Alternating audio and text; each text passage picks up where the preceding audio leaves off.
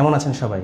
আমাকে কি ঠিকমতো দেখা যাচ্ছে এবং শোনা যাচ্ছে? আপনারা একটু আগে এটা একটু আমাকে এনশিওর করেন, তাহলে আমরা লাইভ ক্লাসটা পুরোপুরি শুরু করতে পারবো।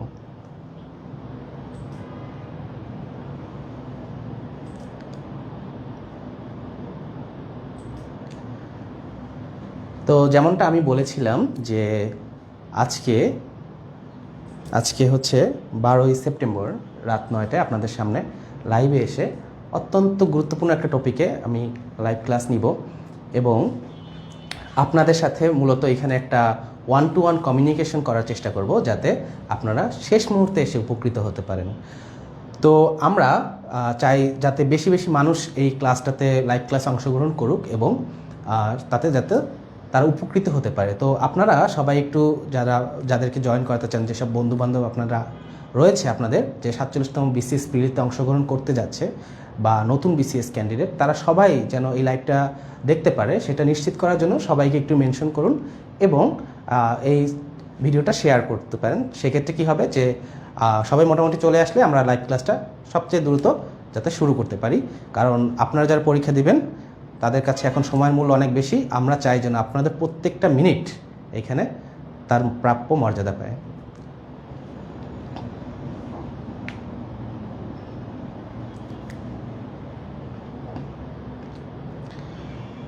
আমাদের সাথে জয়েন হয়েছে কণিকা আফরোজ, আমাদের সাথে জয়েন হয়েছে সাফিয়া আক্তার এবং আশা করি আস্তে আস্তে আরও যত ক্যান্ডিডেট রয়েছে সবাই জয়েন করবে এবং সবাই মোটামুটি আমরা যে সংখ্যাটা এক্সপেক্ট করতেছি সেটা যদি পূরণ হয়ে যায় আমরা তখন লাইভ ক্লাসটা খুব দ্রুত শুরু করব।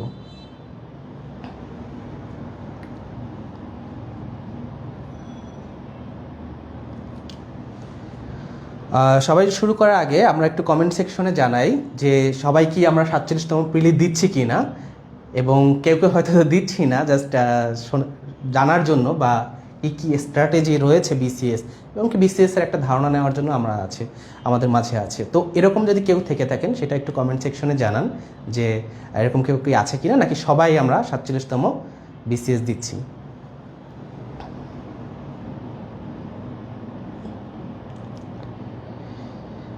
আমাদের মাঝে রয়েছেন পলাশ রায়, বলছেন কুড়িগ্রাম থেকে তিনি জয়েন করেছেন। শেখ রাকিব জানাচ্ছেন যে সাউন্ড কোয়ালিটি ক্লিয়ার আছে। দেবকুমার বিশ্বাস বলেছেন নমস্কার দাদা। নমস্কার আপনাকেও। একজন রয়েছেন আমাদের আয়েশা সিদ্দিকা জামালপুর থেকে। মুসাফির কমেন্ট করেছেন। আমাদের মধ্যে আছে সোহানুর রহমান, ইয়েস, এবং মোজাম্মেল হক সালাম জানিয়েছেন আপনাকে। আসসালামু আলাইকুম।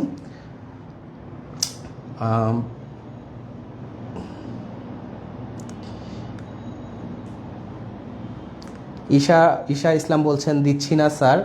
কেন দিচ্ছি না আমাদের সাথে শেয়ার করতে পারেন, না দেওয়ার কারণটা কি। এবং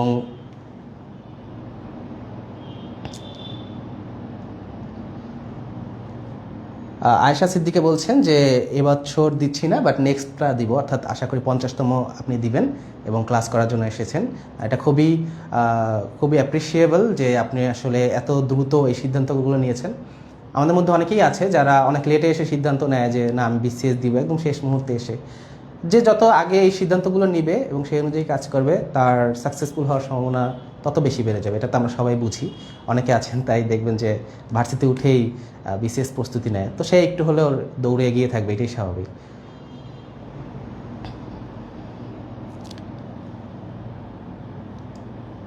আমাদের মধ্যে নাজমুল হাসান রয়েছেন কুমিল্লা থেকে। আমি আজকে চট্টগ্রাম থেকে এসেছি, কুমিল্লা পার হয়ে এসেছি, তো ভালো লাগলো একজন যে কুমিল্লা থেকে আছেন। আমাদের মধ্যে আছেন কণিকা আফরোজ। ঈশা ইসলাম বলছেন যে তার অনার্স শেষ হয়নি, তাই দিতে পারছেন না। ওকে। সাফিউল্লাহ সাইফ বলছেন রংপুর থেকে। সুমন দে বলছেন বান্দরবান থেকে। আমি যেখানে আছি এখন তার থেকে বেশ কাছে বান্দরবান, কারণ আমি চট্টগ্রাম থাকি আপাতত।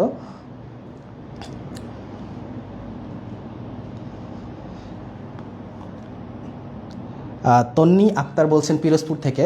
আমার বাড়ি যেহেতু বরিশাল, আপনার বাড়ি আমার বাড়ির থেকে খুব কাছেই। আমি পিরোজপুর গিয়েছিলাম একবার।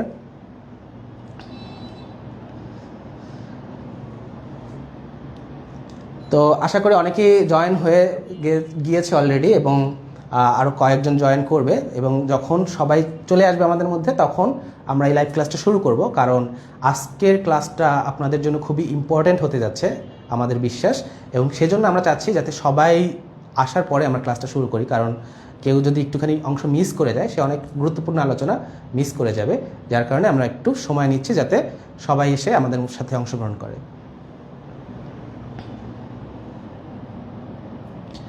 তন্নি আক্তার বলেছেন 49 দিচ্ছি, পিরোজপুর থেকে উনি বলেছেন, জামালপুর থেকে হচ্ছে মরিয়াম নূর,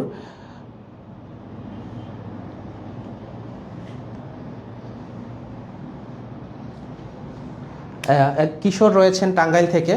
তো আমরা দেখতে পাচ্ছি মোটামুটি সারা বাংলাদেশ থেকে আমাদের সাথে জয়েন করছেন, যেটা খুবই জেনে খুবই ভালো লাগছে আমার কাছে যে সবার কাছে আমরা আসলে এই ক্লাসগুলো এই টিপসগুলো পৌঁছে দিতে পারছি যাতে সবাই কম বেশি উপকৃত হয়।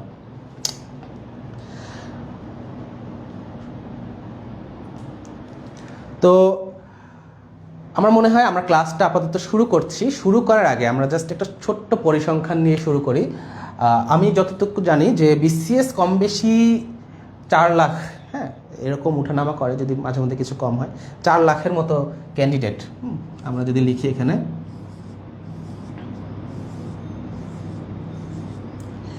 প্রিলি আবেদন করে, হয়তো সবাই শেষ পর্যন্ত দেয় না, কেউ কেউ থাকে প্রিপারেশন নেয়, বাট মোটামুটি এই সংখ্যাটা কিন্তু আবেদন করে বা দিতে চায়, পরীক্ষা বিসিএস নিয়ে চিন্তা করে। এবার আসি প্রিলি পাস করে কতজন। হ্যাঁ, তো এখান থেকে প্রিলি পাস কতজন করে, 46-এ প্রথম ধাপে করেছিল 10,000, সেটা নিয়ে একটু বিতর্ক হয়েছে, প্রশ্ন ফাঁস সেই সংক্রান্ত, পরে আরও 10,000 পাস করায়, কিন্তু আমার মনে হয় 47-এ এরকম কোনো কাহিনী হবে না। আমরা ধারণা করতে পারি 47-এ প্রিলি পাস করবে 10,000-এর মতো, হয়তো 1-2,000 বেশি হতে পারে, কিন্তু আমরা 10,000 ধরে নিতে পারি। হ্যাঁ, 10,000। তো আমাকে একটু কমেন্ট সেকশনে আপনারা বলেন যে এই সংখ্যাটা কত পার্সেন্ট হলো, একটা টেস্ট হয়ে যাবে আপনাদের যে এই সংখ্যাটা কত পার্সেন্ট হলো। হ্যাঁ, দেখি কে কত দ্রুত এই কথাটা বলতে পারে যে কত পার্সেন্ট হয় এখানে, এটা বোঝাই যাচ্ছে খুব ছোট একটা পার্সেন্টেজ কিন্তু। তো এইটা যদি আমরা দেখি আমরা বুঝতে পারবো যে আসলে প্রিলি পাস করাটা কিন্তু ওভাবে চিন্তা করলে অনেক কঠিন, কিন্তু কি আসলেই কঠিন কিনা, বা যারা এই 10,000 হচ্ছে তাদের মধ্যে এমন কি আছে যে বাকি 3,90,000-এর মধ্যে নেই। তো সেই জায়গাটা থেকে যদি আমি একটু বলি, এদের মধ্যে কিছু টেকনিক আছে। এখানে আপনি এটুকু নিশ্চিত থাকেন যে 4 লাখের মধ্যে অন্তত 1 লাখ থাকে যারা দিনরাত পড়তেছে। আপনি যে লেভেলে পড়তেছেন সেই লেভেলেই পড়তেছে, যে প্রিলি পাস করবে সে যে পড়তেছে সেই লেভেলেই পড়তেছে, এবং কিছু কিছু ক্ষেত্রে তার থেকেও বেশি পড়তেছে, কিন্তু সে পাস করতেছে না, এই 10,000 পাস করতেছে। তো তাদের মধ্যে স্পেশাল কি আছে, তারা কি করে স্পেশালি, আজকের পুরো ক্লাসটা কিন্তু আমরা সেই কথাগুলোই আলোচনা করবো। সো আমাদের আজকের ক্লাসের টপিক দেখেন 47তম বিসিএসের শেষ মুহূর্তের প্রস্তুতি, সাজেশন, এবং নতুন যারা বিসিএস জার্নিতে আমরা অংশগ্রহণ করতে যাচ্ছি, নতুন এই পথে এসেছি, তাদের জন্য ছোট্ট করে আমি বলবো যে এদের আসলে করণীয়টা কী, যাতে 47 তো বটেই, পরবর্তী বিসিএসগুলোতে আমি এই 10,000 লিস্টে, কারণ এটা তো আমার প্রথম ধাপ, এখানে বাদ হয়ে গেলে তো কথায় পরবর্তী কথা বলে লাভই নেই, প্রথম ধাপ আমি যাতে খুব সহজেই উতরে যেতে পারি। তো যেমনটা বলছিলাম যে 3,90,000 যে যারা আছে তারাও পড়ে, আপনিও পড়ছেন, হ্যাঁ, আর এই যে 10,000, সেই 10,000ও একই জিনিস পড়তেছে, একই সময়ে পড়তেছে, তারা নিশ্চয়ই কিছু না কিছু আলাদা করে, কিছু না কিছু জায়গায় তাদের একটু পার্থক্য আছে, যার কারণে কিন্তু তারা এই 10,000-এ রয়েছে। যারা পাস করতে পারছে না তারা সেই 10,000 বাইরে চলে যাচ্ছে। তো সেই কথাগুলো আমরা কিন্তু আজকের এই লাইভ ক্লাসে বলবো আজকে পুরোটা সময় জুড়ে। তো কিভাবে আমি নিজেকে এই 10,000-এর লিস্টে নিয়ে আসতে পারি। হ্যাঁ,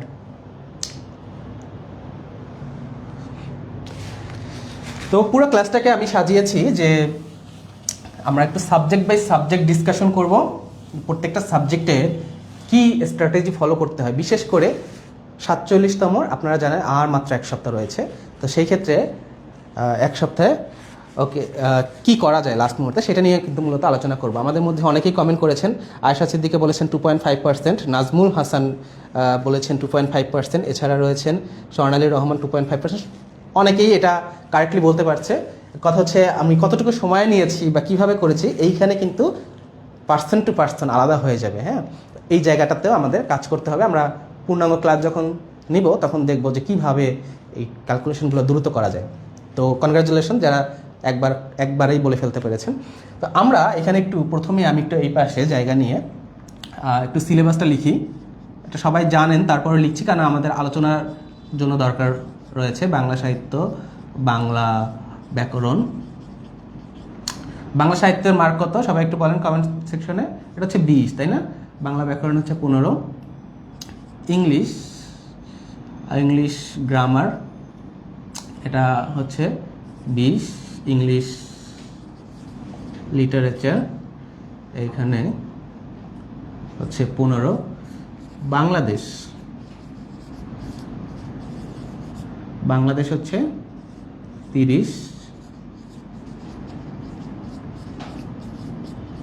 একটু ছোট করে লিখছি কারণ এটা সবসময় বোর্ডে থাকবে, তাই আন্তর্জাতিক 20। এরপরে যে রয়েছে 4টা সাবজেক্ট কী কী? ম্যাথ, আইকিউ, আইসিটি আর একটা কি সায়েন্স। এই 4টায়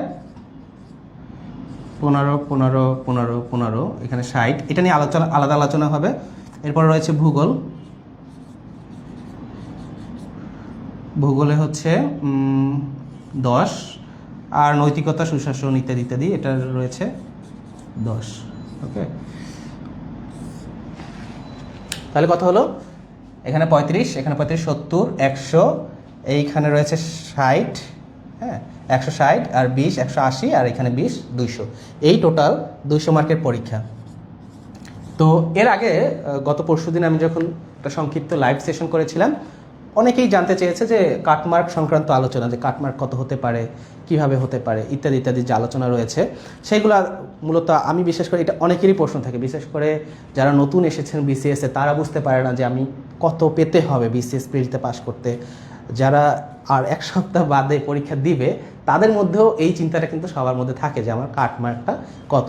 এবং আমি ওই দিন বলেছিলাম যে কাটমার্ক নিয়ে বিস্তারিত আলোচনা আমরা ফুল যে লাইভ ক্লাসটা থাকবে সেইখানে করব। হ্যাঁ, তো এইখানে অনেকে এটা নিয়ে কিন্তু অনেক বিতর্ক রয়েছে। আমি আগে বলে রাখছি, আমি যদি একটা সংখ্যা বলি এটার বিপক্ষে দেখা যায় অনেক মানুষ বলবে, অনেকে আছে এটার সপক্ষে বলবে, এবং একই সাথে অনেক মানুষ এটার সাথে এগ্রি করবে না। সেটা মাথায় রেখেই আমি বলবো যে সবচেয়ে সেফ কাটমার্কটা ধরা হচ্ছে 120।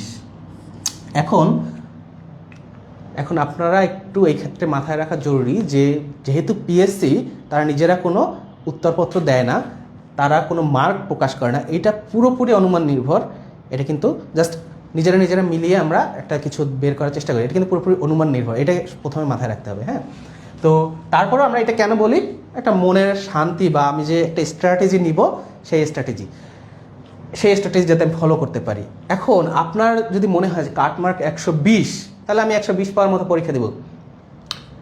এখানে একটা ব্যাপার আছে, আপনি যদি 120 পাওয়ার টার্গেট নিয়ে পরীক্ষা দিতে যান, আপনি 120 থেকে যদি আনলাকি হন কমে গিয়ে আপনার এটা 110-এ নেমে আসবে, বা 115 বা 112 এরকমে নেমে আসবে। আপনার প্রিলিটা অল্পের জন্য হবে না। এবং এই যে বললাম 3,90,000, জাস্ট এইটুকু বিশ্বাস করেন, যারা প্রিলিটা ফেল করছে তারা কিন্তু এমন না 30-40 মার্কের জন্য ফেল করতেছে। হ্যাঁ, তারা ফেল করতেছে 2 মার্ক, 3 মার্ক, 5 মার্ক, সর্বোচ্চ 10 মার্ক বা 15 মার্ক, এর বেশি কিন্তু না। হ্যাঁ, বেশিরভাগ ক্যান্ডিডেট মনে রাখবেন যে 5-এর জন্য ফেল করতেছে।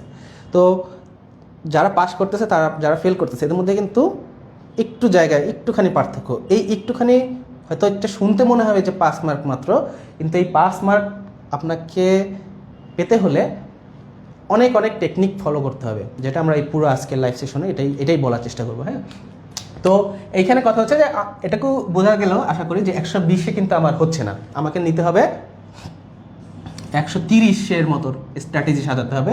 সেই ক্ষেত্রে আপনি যদি 130 পেয়ে যান লাকিলি, হ্যাঁ, সেই ক্ষেত্রে আপনার বাসায় এসে আপনি ঘুম দেবেন, আপনি ওই যে প্রশ্ন মিলাতেই যাবেন না, আপনি এই কোনো বিতর্কেও যাবেন না, ফেসবুকে ঢুকবেনই না, আপনি বাসায় এসে ঘুম দেবেন, ওকে আমার বিসিএস রেডি, আমি 47-এ পাস করছি, লিখিত পড়া পরের দিন থেকে পড়বেন। এরকম কনফিডেন্স আপনার মধ্যে থাকবে 130 যদি আপনি পরীক্ষা হলে সিকিউর করে আসতে পারেন। কিন্তু যদি 120 আপনি দাগে আসবেন, দেখবেন মনের মধ্যে সারাক্ষণ টেনশন, যদি 122 হয়, যদি 121 হয়, এর সাথে ওর সাথে মারামারি, দেখবেন যে 123 নম্বরে আনসার কি গ নাকি ঘ, এটা নিয়ে আপনি তর্কে জড়াচ্ছেন। এরকম কিছু থাকবে প্রশ্ন যেগুলো নিয়ে কেউ ঠিকমতো জানে না উত্তর, এটা নিয়ে অনেক মারামারি কাটাকাটি চলবে। তো আপনি যদি 130-এর আনসার করে আসতে পারেন, 130 পাওয়ার মতো আনসার করে আসতে পারেন, আপনার এই তর্কেই যেতে হবে না, আপনার কোনো টেনশনই হবে না, আপনি ঠান্ডা মাথায় সুন্দর মতো পরবর্তী যে স্টেপ রিটেন সেটার জন্য প্রস্তুতি নিতে পারবেন। তাহলে 130 আমি কিভাবে পাবো? ঠিক আছে, তো 130 আমি কিভাবে পাবো সেটা আমি এইখানে একটু সাজানোর চেষ্টা করছি। প্রথম যেটা আসতেছে বাংলা সাহিত্য। হ্যাঁ, এইখানে কথা বলতে অনেকেই বলবেন যে আমি তো সায়েন্সের স্টুডেন্ট, আমার জন্য কি একরকম হবে কিনা, আমি তো নন সায়েন্সের স্টুডেন্ট, আমার জন্য কি একরকম হবে কিনা। এটা সত্যি যে দুই গ্রুপের জন্য একটু পার্থক্য হবে, কিন্তু ব্যাপারটা এমন না অনেক বেশি পার্থক্য হবে, একটু স্ট্র্যাটেজিতে পার্থক্য হবে, সেটা আমি বলে দিব।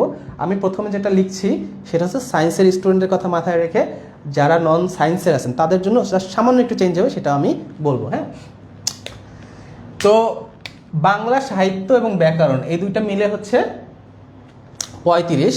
আমি যখন নিজে 44তম দিয়েছিলাম, এইটা আমার জন্য সবচেয়ে চ্যালেঞ্জের জায়গা ছিল, এবং যারা সায়েন্সের স্টুডেন্ট আছেন তারা অনেকেই জানেন যে এইটা সবচেয়ে চ্যালেঞ্জ করার মতো মানে আপনাকে চ্যালেঞ্জে ফেলার মতো একটা জায়গা। হ্যাঁ, তো সেই ক্ষেত্রে আপনাকে এইখানে টার্গেটটা নিতে হবে ওরকম করেই, রিয়েলিস্টিক একটা টার্গেট নিতে হবে। আপনি যদি মনে করেন, বিশেষ করে যারা বাংলার স্টুডেন্ট আছি আমরা, যদি মনে করি যে আমি 35-এ 32 পেয়ে যাব, আমি তো বাংলার স্টুডেন্ট, হ্যাঁ, এটা ভাইয়া কখনো হবে না, আপনি এটা পারবেন না। আপনি যদি 32 পেতে যান, জাস্ট আমি লিখে দিতে পারি আপনার মার্কটা কমে 10-এ নেমে আসবে, 12 নিচে নেমে আসবে, তাই না? কিভাবে, এটা আমরা বিস্তারিত বলবো একটু পরে যে কীভাবে এত কমে যাবে, যেখানে আপনি বাংলার স্টুডেন্ট তারপরও। কিন্তু আপনি যদি সঠিক পথে একটু হাঁটেন, দেখবেন যে এখানে আপনি ভালো একটা মার্ক পাবেন। তো আমি এখানে ধরতেছি এইখানে 23, হ্যাঁ, এখানে 23 হচ্ছে একটা গুড মার্ক। 23 পেলে আপনি আপনার অন ট্র্যাকে আছেন, এখানে ট্র্যাকে আছেন। হ্যাঁ, ইংলিশ এখানে অ্যাগেন 35, এখানে আমি একটু কমিয়ে 22 ধরতেছি। বাংলাদেশ বিষয় বলি, এখানে ধরতেছি 18, এইখানে আন্তর্জাতিক এখানে ধরতেছি 12, এই যে এখানে সাইড আছে এটা নিয়ে বিস্তারিত আলোচনা করব আমি। এইখানে আমি ধরতেছি 45, আর ভূগোল এটাতে যদিও বেশি পাওয়া যায় একটু পড়লে, বাট আমি 5 ধরতেছি। নৈতিকতা এটার কোনো নিশ্চয়তা নাই কি হবে, কত পাবেন, 2ও পেতে পারেন, 0ও পেতে পারেন, আবার ভালো হলে 7-8ও পেতে পারেন, বাট আমি এটা অ্যাভারেজ একটা, যেহেতু এটাতে একটু বেশি পাওয়ার সম্ভাবনা আছে, এটাতে একটু কম পাওয়ার সম্ভাবনা আছে, দুইটা মিলে আমি 10 ধরলাম 20-এ। তাহলে এখানে কত হলো দেখেন, এখানে আসলে হচ্ছে 23 আর 22 মানে হচ্ছে এখানে 45, এখানে হচ্ছে 40, 85, 85 আর 80, 85 আর 40 হচ্ছে 125, 30, 130 আসে এখানে। হ্যাঁ,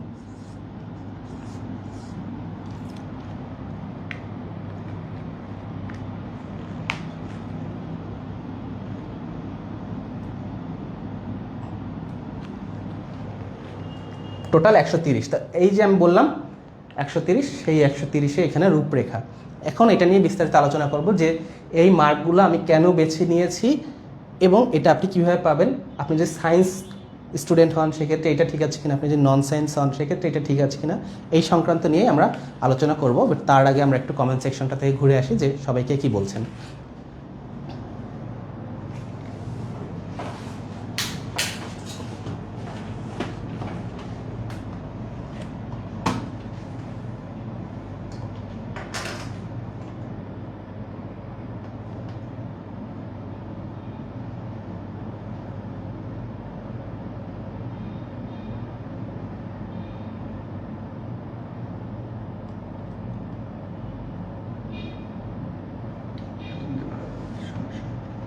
ওকে, আমি একটা এক ঝলকে কমেন্ট সেকশনটা চেক করলাম, জাস্ট কারো কোনো নির্দিষ্ট প্রশ্ন আসছে কিনা যেটা আমাদের আলোচনার সাথে সঙ্গতিপূর্ণ।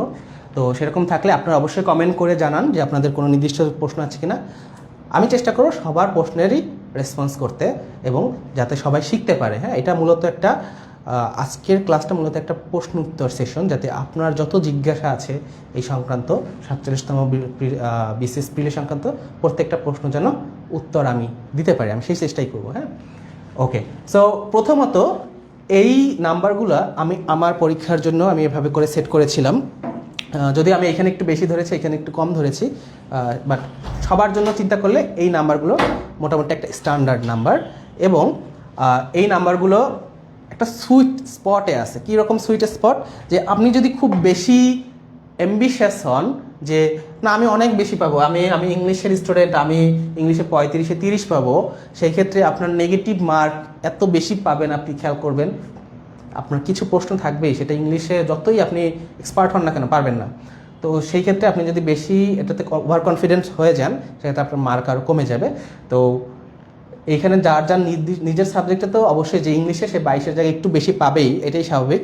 বাট একটা অ্যাভারেজ স্টুডেন্টের জন্য এটা 22 নাম্বারটা কিন্তু একদম একদম পারফেক্ট। হ্যাঁ, এর থেকে কম পেলেও আপনার এই যে টার্গেট ফিল আপ হচ্ছে না, এর থেকে বেশি যদি আপনি পাওয়ার চেষ্টা করতে যান, অবশ্যই প্রশ্নের মেরিটের উপর ডিপেন্ড করবে আরও অনেক কিছু, কিন্তু এর থেকে বেশি পাওয়ার চেষ্টা করতে গেলে দেখবেন যে সাধারণত হিতে বিপরীত হয়, অর্থাৎ আপনার মার্কটা আরও কমে যাওয়ার সম্ভাবনা থাকে। কারণ যারা নতুন বিসিএসে আসছেন তারা হয়তো জানেন না, বাট যারা পুরনো ক্যান্ডিডেট বা বিশেষ করে এই বিষয়ে অভিজ্ঞ তারা জানেন যে বিসিএসে সবচেয়ে ট্রিকি, যত চাকরির পরীক্ষা আছে সবচেয়ে ট্রিকি হচ্ছে বিসিএস। কারণ কি, এখানে 50% নেগেটিভ মার্কিং। নেগেটিভ মার্কিংটা কি? নেগেটিভ মার্কিংটা হচ্ছে আপনার যদি ভুল যায়, কোনো একটা উত্তর যদি ভুল যায়, আপনি তো ওইটার মার্ক পাবেনই না, উল্টা 50% পেনাল্টি পাবেন, অর্থাৎ 0.5 কাটা যাবে আপনার মার্কে। সো এই যে বিষয়টা 50% নেগেটিভ মার্কিং, এইটা কিন্তু পুরো বিসিএস গেমটাকে অন্য উচ্চতায় নিয়ে গেছে। কারণ নর্মালি যে চাকরির পরীক্ষাগুলো হয় এটা সাধারণত 25% নেগেটিভ মার্কিং থাকে। তো এই ধরনের পরীক্ষার ক্ষেত্রে আমি নিজে যেটা ফলো করি যে একদম যদি আমি একদমই পারছি না এরকম যদি কেস থাকে, সেই ক্ষেত্রে আমি দাগাই না। আদারওয়াইজ আমি সব চোখ বন্ধ করে দাগাই আসি। একটু পারছি না, একটু কনফিউজড, সেগুলো আমি তাকাই না, আমি দাগাই আসি। তাতে দেখা যায় ওভারঅল মার্কটা হয়তো একটু বেড়েই যায়। কিন্তু বিসিএস এমন একটা জায়গা, আপনি একটু ভুলভাল দাগাবেন, দেখবেন যে 130 তো ভালো, আপনার 100 পেতেই কষ্ট হয়ে যাচ্ছে। হ্যাঁ, তো এই জায়গাটাতে অবশ্যই খুবই খুবই কেয়ারফুল থাকতে হবে যে 50% নেগেটিভ মার্কিং বিসিএসে। এইটা আপনার পুরো আপনি এ যাবৎকালে যত পরীক্ষা দিয়ে আসছেন কোনোটাই কিন্তু আপনি 50% নেগেটিভ মার্কিং দেখেননি, যার কারণে বিসিএসের পুরো মাইন্ডসেটটাই আলাদা হবে। বিসিএস প্রিলি, আমি আবার বলছি, বিসিএস প্রিলি আপনার 1 সপ্তাহ পরেই পরীক্ষা দিবেন, বিসিএসে পুরো মাইন্ডসেটটাই আলাদা হবে। আপনি যারা এই ক্লাসটা করছে না, বা আপনি হয়তো এই ক্লাসটা করার আগে ভাবে চিন্তা করেন নাই 50% নেগেটিভ মার্কিং হয়েছে তো কী হয়েছে, এখন থেকে আমি বলবো যে এইটা নিয়ে পুরোটা আপনি সাজানোর চেষ্টা করেন যে এটা কিভাবে আমি এই জিনিসটাকে আমি পুরো স্ট্র্যাটেজিটাকে কাজে লাগাবো 50% নেগেটিভের কথা মাথায় রেখে। কারণ যারা 1-2বার বিসিএস দিয়েছেন এবং কোনো কারণে ফেল করেছেন তাদেরকে একটু জিজ্ঞেস করবেন, দেখবেন সবাই বলে নেগেটিভ মার্কিং প্রচুর হয়, নেগেটিভের কারণে হয়, ভুল যায়। তো এই জায়গাগুলোতে আমাদের আজকে আমি বিস্তারিত বলবো আস্তে আস্তে। হ্যাঁ, সো এবার আসি বাংলা সাহিত্য। যেমনটা আমি বলেছিলাম, বাংলা সাহিত্যে আমার কষ্ট হয়েছে বেশি, আমি অনেক পড়াশোনা করেছি বাংলা সাহিত্য নিয়ে। তো বাংলা সাহিত্য এই শেষ মুহূর্তে আমি কি করব? হ্যাঁ, শেষ মুহূর্তে আপনার যেটা করার উচিত সেটা হচ্ছে আপনি প্রাচীনকাল এখান থেকে তো আসবেই, এটা সবাই পারে, মধ্যযুগ এটাও সবাই পারে কম বেশি, কারণ ইনফরমেশন কম কিন্তু কোশ্চেন আসেই। হ্যাঁ, তো এই জায়গাগুলোতে বলার কিছু না, এটা তো ভালো মতো পড়বেন, অল্প দ্রুতই হয়ে যাবে। সমস্যা হয় আধুনিক যুগ নিয়ে, এটা কেউ কেউ আছে অনেক পড়ে না। এটা যদি না পড়েন এখান থেকে তো বেশিরভাগ প্রশ্ন আসবে, তাহলে এটা না পড়লে আপনি কীভাবে পারবেন? হয়তো মধ্যযুগ আর আদি যুগ এই দুটো মিলে 15টার মধ্যে, এখানে যে 20টার মধ্যে সর্বোচ্চ 5 থেকে 7টা কোশ্চেন আসবে সর্বোচ্চ, বাকি সবগুলো কোশ্চেন কিন্তু আধুনিক যুগ থেকে আসবে। সো এটা যদি না পড়েন তাহলে তো কথাই কোনো ডিসকাশনই নেই, কিন্তু এটা পড়তে হবে সহজ কথায়। এবং সেটা কোন জায়গাটা পড়তে হবে? আমরা সাধারণত মনে করি যে এখান থেকে রবীন্দ্রনাথ খুব ইম্পর্টেন্ট, কাজী নজরুল ইসলাম খুব ইম্পর্টেন্ট, ওটাতেই পুরো সময়টা ব্যয় করি, ওটা নিয়েই সারাদিন অ্যানালাইসিস করি। এই জায়গায় কিন্তু আমাদের একটু ভুল হচ্ছে। হ্যাঁ, তো আজকে যারা ক্লাসটা করবে না তারা কিন্তু এই জায়গাগুলো মিস করে যাবে। এই জিনিসগুলোই কিন্তু আপনাদের শেখাতে চাচ্ছি। রবীন্দ্রনাথ অবশ্যই পড়বেন, কাজী নজরুল অবশ্যই পড়বেন, কিন্তু একটা জিনিস একটু খেয়াল করছেন কিনা জানি না, আমি যখন বিসিএস প্রিলি দেই আমি খুব কম সময়, আমি এর আগে বলেছিলাম খুব কম সময়ের প্রস্তুতিতেই প্রত্যেকটা বিসিএসে সাকসেসফুল হয়েছি, বিশেষ করে প্রিলিগুলো তো খুবই অল্প সময়। এটা কারণ হচ্ছে আমি যেটা মনে করি যে আমার সবচেয়ে বড় স্ট্রেংথ হচ্ছে প্রশ্নটা অ্যানালাইসিস করা, প্রশ্নটা বোঝার চেষ্টা করা যে আসলে কি আসবে, কি পড়তে হবে, কি পড়তে হবে না। কি পড়তে হবে এটা বোঝা যতটা ইম্পর্টেন্ট, তার থেকেও বেশি ইম্পর্টেন্ট কি পড়তে হবে না সেটা বোঝা। হ্যাঁ, তো এখানে আমার বক্তব্য হচ্ছে যে বাংলা সাহিত্যে রবীন্দ্রনাথ, কাজী নজরুল এগুলো পড়বেন, কিন্তু এমন না যে ওটা তো সারাদিনও এখানে দিয়ে রাখবেন। কিন্তু ইদানিং কালের বিসিএসগুলো যদি একটু খেয়াল করেন দেখবেন যে একদম অতি রিসেন্ট যেসব রাইটার আছে তাদের থেকে কিন্তু কোয়েশ্চেন বেশি আসে। কারণ দেখবেন যে স্টুডেন্টরা সাধারণত কী করে ওই জায়গাগুলোতে মানে ওই শুরুর দিকে কাজী নজরুল ইসলাম, রবীন্দ্রনাথ এইখানে যত সময় দিয়ে ফেলে, শেষে এসে আর ওই সময়টা দেয় না এবং অনেকের হচ্ছে ধৈর্য চলে যায়। তো পিএসসি এইটা আবার জানে যে ছেলেপেলে কী করবে, শেষে এসে আর ভালো মতো পড়বে না, যার কারণে ওরা প্রশ্নটা দেয় ওই জায়গা থেকে বেশিরভাগ সময়। হ্যাঁ, তো অবশ্যই মাথায় রাখতে হবে আমাদের শেষের যারা আছে, যে আলাউদ্দিন আল আজাদ, হ্যাঁ, হাসান হাফিজুর রহমান, এই ধরনের যেসব রাইটার আছে তাদের সাহিত্যকর্মগুলো কিন্তু ভালো মতো দেখতে হবে। এই জায়গা থেকে প্রচুর প্রশ্ন আসে, রবীন্দ্রনাথ থেকেও আসে না এমন না, কিন্তু আমরা যেটা করি যে রবীন্দ্রনাথই সারাদিন পড়ি, এই যে শেষের দিকে এসে আর পড়তে মন চায় না, এই কি চিনি না ঠিক মতো, এটা কি পড়বো, এটা করা যাবে না। হ্যাঁ, আরেকটা বিষয়, এটা কিন্তু একটু ট্রিকি, যেসব রাইটার পলিটিক্যালি ইনফ্লুয়েসড, বিশেষ করে একদম রিসেন্ট যারা আছে, এরা কিন্তু আপনি একটু খোঁজখবর রাখলেই বুঝবেন যে পলিটিক্যালি একটু ব্যাপার স্যাপার কিছু ছিল, সেটা তো বুঝতেই পারতেছেন যে এইসব রাইটার আগে যারা ইম্পর্টেন্ট ছিল এখন কিন্তু এরা বেশি একটা ইম্পর্টেন্ট না। এটা একটু বোঝার চেষ্টা করুন। ওই জায়গাগুলো আমার মতে যে একটু যদি স্কিপ করার সুযোগ আছে, কিন্তু হ্যাঁ, রিস্কটা আপনার উপর, আপনি নেবেন কিনা। বাট ওই জায়গাগুলো যারা বিশেষ করে আওয়ামীপন্থী রাইটার ছিল তাদের জায়গাটা একটু কম গুরুত্ব দিয়ে পড়লে আপনি কিন্তু আপনার অন্য জায়গাটা ফোকাস করলে আপনার জন্য সেফ। তো আমি শেষ মুহূর্তে পড়া হিসেবে বলছি, যারা পূর্ণাঙ্গ প্রস্তুতি নেবেন তারা তো অবশ্যই সবই দেখবেন, বাট শেষ মুহূর্তে যদি মনে করেন যে কোথায় রিভাইজ দেবো, আমি বলবো একদম রিসেন্ট যে রাইটারগুলো আছে এগুলো আপনি ভালো মতো পড়েন না আমি জানি, এই জায়গাগুলোতে ভালো মতো পড়তে হবে। এবং রিসেন্ট রাইটারের মধ্যে অনেকেই কিন্তু পলিটিক্যালি বায়াসড ছিল, এটা আপনি নিজ দায়িত্বে জেনে নেবেন কারা কারা, তাদেরটা একটু কম গুরুত্ব দিয়েই পড়লেও সমস্যা নাই। বিশেষ করে যারা বর্তমান পলিটিক্যাল ন্যারেটিভের সাথে মিলে তাদেরটা বেশি ইম্পর্টেন্ট, এটা তো একদম সহজ কথা, কমন সেন্স, এই আর কি। ওকে, নেক্সট আসি আমরা। আশা করি এটা নিয়ে যথেষ্ট ডিসকাশন হয়েছে। কারো যদি কোনো জিজ্ঞাসা থাকে একটু কমেন্ট সেকশনে জানান, সেক্ষেত্রে আমি আরও যদি এটা নিয়ে কোনো জানার থাকে আমি সেটা বলবো।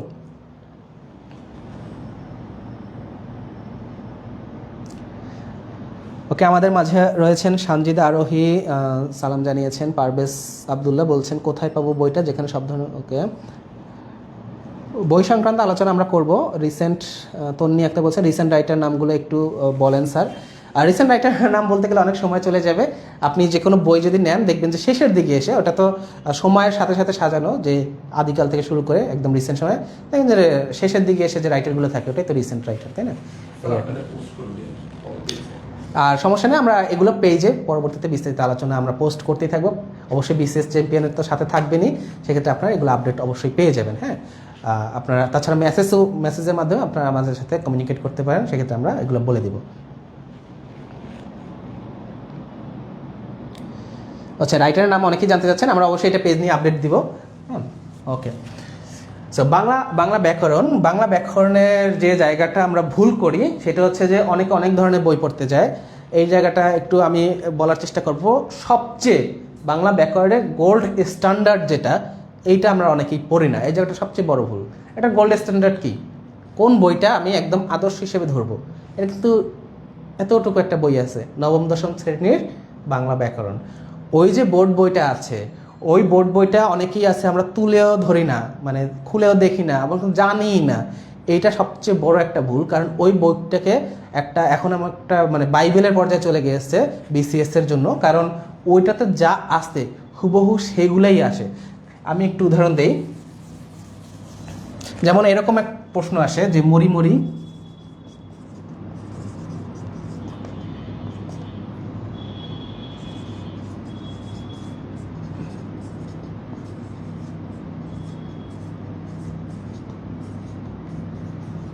তারা বলবে যে এই আন্ডারলাইন করা এটা কোন পদ। তো এখন যদি আপনি অন্য বই পড়তে পারেন, ঠিক আছে, এটা কিন্তু এরকম বিশেষ প্রশ্ন একবার হুবহু এটাই আসে।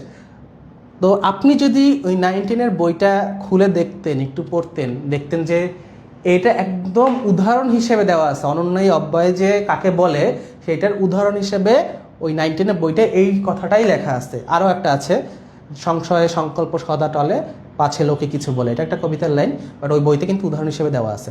তো ওই বইতে যে উদাহরণগুলো দেওয়া আছে সেই উদাহরণগুলো হুবহু আসে, এমন না যে অন্য একটা বানিয়ে দিচ্ছে, জাস্ট উদাহরণ হিসেবে যেটা আছে সেইটাই আসতেছে। তাহলে বুঝেন যে পিএসসির কাছে এই বইটার গুরুত্ব কতখানি। সো 9-10-এর যে গ্রামার বইটা আছে, বাংলা ব্যাকরণ বইটা আছে, এটা খুবই খুবই ইম্পর্টেন্ট, পাতলা একটা বই। সেই বইটা অবশ্যই আপনাকে ফলো করতে হবে, হ্যাঁ, পিসিএস ব্যাকরণের জন্য। এছাড়া তবে কি ওইটাই এনাফ না? এটা এনাফ না সব ক্ষেত্রে। যেমন কিছু কিছু ক্ষেত্র আছে, এটা নিজেই বুঝতে পারবেন, যেমন সমাস, হ্যাঁ, যেমন রয়েছে সন্ধি, যেমন রয়েছে এক কথায় প্রকাশ। এই যে জায়গাগুলো আছে এগুলা ওই বইতে খুব অল্প দেওয়া আছে, এবং এটা তো বুঝেই গেছেন এতক্ষণে যেগুলো ওই বইতে দেওয়া আছে এটাই সবচেয়ে বেশি ইম্পর্টেন্ট। বাট ওইটা সবসময় যথেষ্ট হয় না, এর বাইরেও কিছু থাকে যেগুলো আপনার আসতে পারে না এমন না।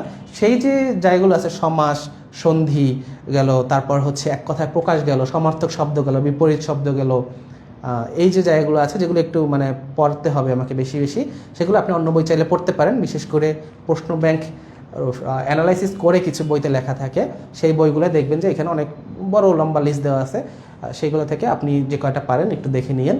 বাট তারপরে বলবো নবম দশম শ্রেণীর বইতে ওইখানে অল্প কিছু থাকে, তো ওইগুলো কিন্তু সবার আগে আপনাকে মুখস্থ করতে হবে, ওইগুলো আপনাকে পারতেই হবে, এরপরে আপনি পড়েন আর না পড়েন। তো শেষ মুহূর্তে যদি আপনি 5টা দেখেন, ওই 5টা যেন ওই বইটা থেকে হয়, তারপর যদি আপনি আরও 5টা দেখতে পারেন সেটা আপনি অন্য বই থেকে পড়ে নেন, সমস্যা নেই, কিন্তু ওই বইটাকে আপনি যেন কোনোভাবেই মিস করা যাবে না, হ্যাঁ।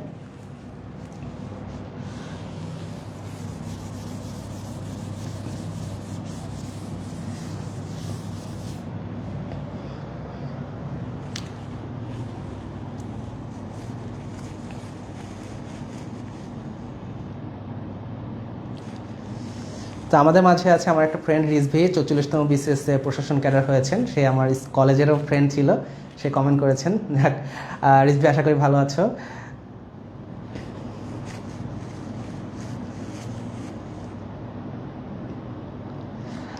তন্নি আক্তার বলেছেন বুক লিস্টের কথা।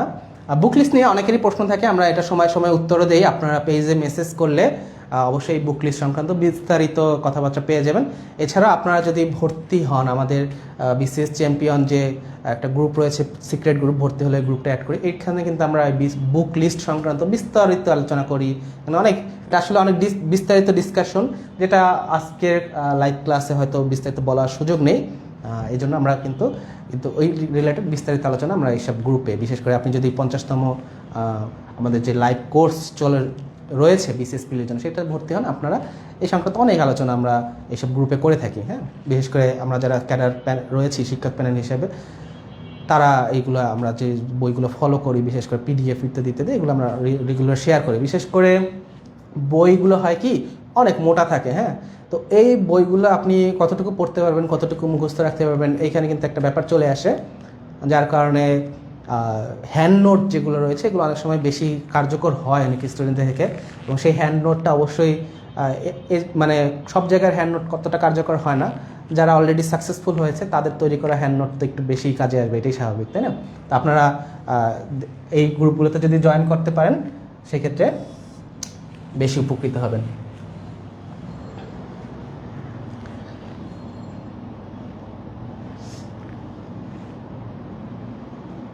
একজন কোর্স ফি জানতে চেয়েছেন, আর একজন সাইমা সাদিয়া বলছেন ডাইজেস্ট এনাফ কিনা জবের জন্য।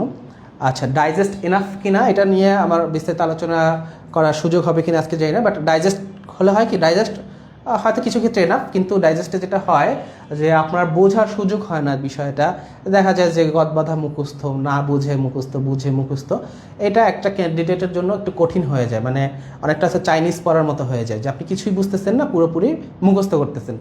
তো এটা করে আপনি কতটুকু সাকসেসফুল হবেন আমি জানি না, কারণ এটা বোঝার কিছুই থাকে না, তখন পুরোপুরি মুখস্থ নির্ভর হওয়া লাগে, তো এটা অনেক সময় আসলে কাজ করে না। তবে ডাইজেস্টে মোটামুটি যা তথ্য দরকার সেগুলো থাকে, কিন্তু প্রেজেন্টেশনটা ভালো থাকে না। আমাদের মাঝে তন্নি আক্তার জানতে চেয়েছেন কোর্স ফি কত। আশা করি এই সংক্রান্ত বিস্তারিত আলোচনা পেজ থেকে আপনাদের সাথে যোগাযোগ করা হবে। ওকে, আমরা ইংলিশ গ্রামারে আসি। শেষ মুহূর্তে আমি মনে করি শেষ যে 1 সপ্তাহ আছে, ইংলিশ গ্রামার এটা একটা স্কিল, এটা কিন্তু কোনো পড়ার বিষয় না, এটা একটা স্কিলের বিষয়, হ্যাঁ। শেষ মুহূর্তে আমি মনে করি যে ইংলিশ গ্রামে খুব বেশি সময় দেওয়ার দরকার নেই।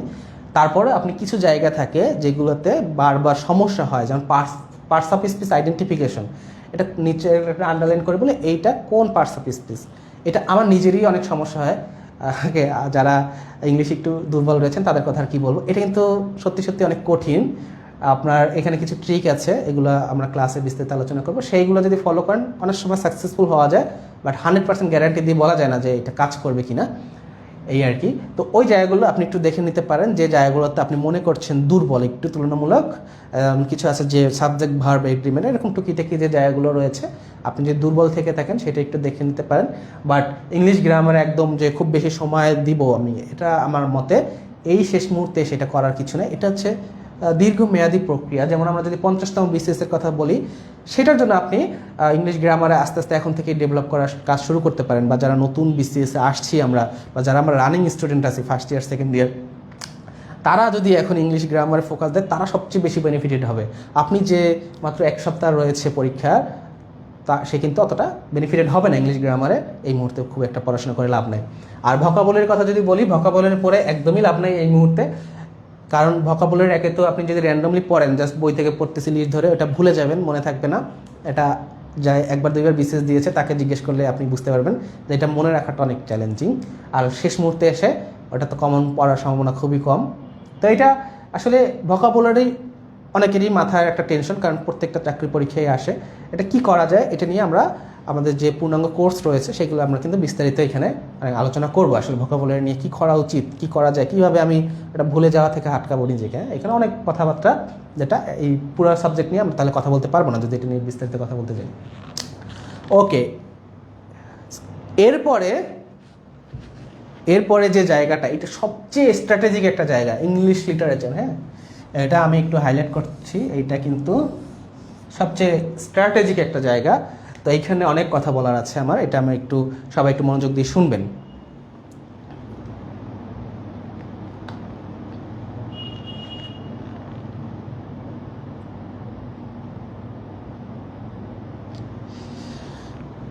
অনেকেই আমার সাথে কমেন্ট করছেন এবং তাদের অনুভূতি প্রকাশ করছেন, যেমনটা রয়েছেন রাব্বি আক্তার, রয়েছেন আয়শা সিদ্দিকা, অনেকগুলো কমেন্ট করেছেন, থ্যাংক ইউ। মারিজা তাইবা বলছেন ইংলিশ লিটারেচারের নোটস সংক্রান্ত। রঞ্জিত বলেছেন কোর্স ফি কত। ওকে, রাহাত তানজিল বলছেন কোর্স ফি। অনেকেই কোর্স ফি সংক্রান্ত জানতে চাচ্ছেন, সবাইকে আশা করি পেজ থেকে যোগাযোগ করা হবে।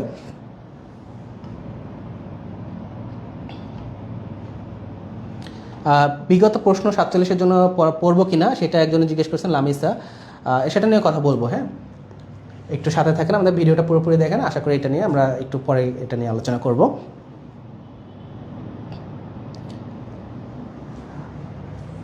ওকে, তো ইংলিশ লিটারেচার, যেমনটা আমরা বললাম যে ইংলিশ লিটারেচার একটু লিখে নিই, যেহেতু এটা নিয়ে একটু বিস্তারিত আলোচনা করতে হবে। ইংলিশ লিটারেচার, এইটা অনেকে কি করে যে আমি পড়বো না, এক গ্রুপ থেকে আমি পড়বো না, আমি 15 মার্ক বাদ দিয়ে দিব। একটু চিন্তা করেন যে 130 আপনি পাচ্ছেন বর্তমান হিসাবে, সেখান থেকে যদি আপনি 15 পান, 115 হয়ে গেল জিনিসটা, সেই 15 আপনি কোন জায়গা থেকে কাভার করবেন? সম্ভব? আপনার কি এখানে মনে হয় যে ম্যাথে 15তে 20 পাবেন? সম্ভব এটা? বা এই যে বাংলাদেশে 18 ধরেছি, 18 যোগ 15 33 হবে এটা?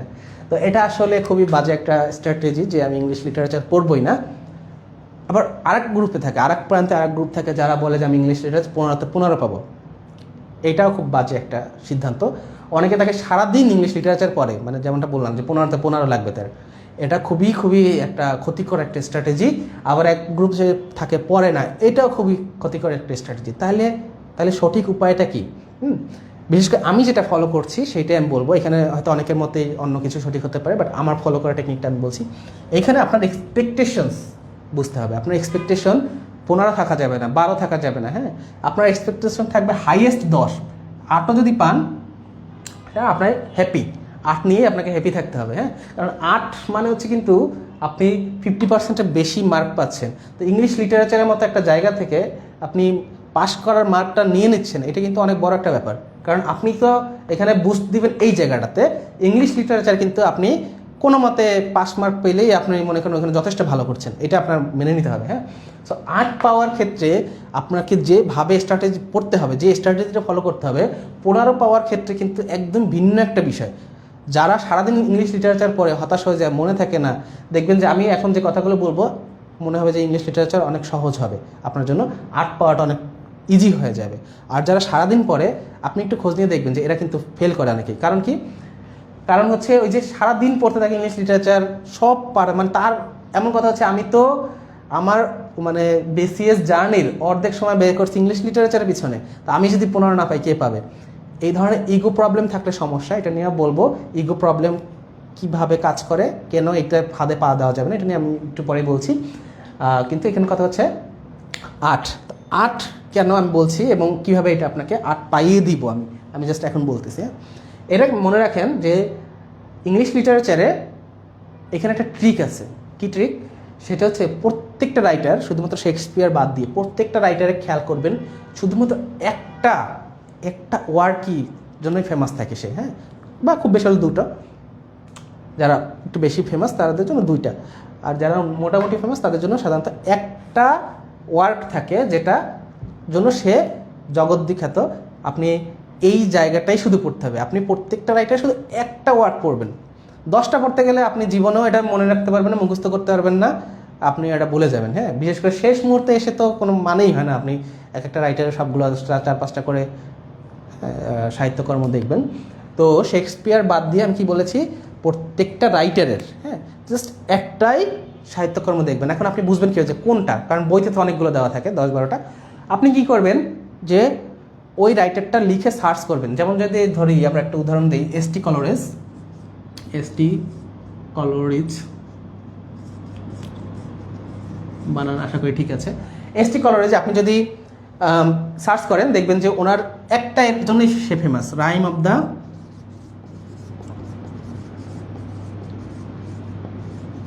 Ancient mariner. এখানে খুব সুন্দর একটা ছন্দ রয়েছে, water water everywhere, nor a single drop to drink, এরকম একটা সুন্দর ছড়াও রয়েছে। তো আপনি যদি এটা লিখে সার্চ করেন গুগলে যে এসটি কলোরিজ কী জন্য সবচেয়ে বিখ্যাত, বা ইংলিশে লিখলেন যে what is ST কলোরিজ famous for, দেখবেন যে একটাই উত্তর আসতেছে, পিবি শেলি, ওজিমেন্ডিস, একটাই উত্তর আসতেছে। তারপর হচ্ছে উইলিয়াম ওয়ার্ডসওয়ার্থ, দেখবেন যে লিরিক্যাল ব্যালার্স প্রবর্তন করছে, লিরিক্যাল ব্যালার্স নিয়ে সে তার জন্য বিখ্যাত। হ্যাঁ, চার্লস ডিকেন্স, দেখবেন দুইটা আছে, অলিভার টুইস্ট আর একটা হচ্ছে টেইল অফ টু সিটিজ। তো এখানে আরেকটু ইন্টেলিজেন্স আপনাকে অ্যাপ্লাই করতে হবে যে টেইল অফ টু সিটিজ নামের মধ্যেই দুইটা শহর আছে, তো আমি একটু শহর দুইটাও শিখে নেই যে কী শহর দুইটা কোন নিয়ে। তো এই ধরনের প্রশ্ন কিন্তু আসে, এটা দেখবেন যে 45-46 এরকম আসছে এই ধরনের প্রশ্ন। হ্যাঁ, আর যেমনটা বললাম যে প্রত্যেকটা রাইটারে জাস্ট একটাই ফেমাস, আপনি মাথায় রাখবেন।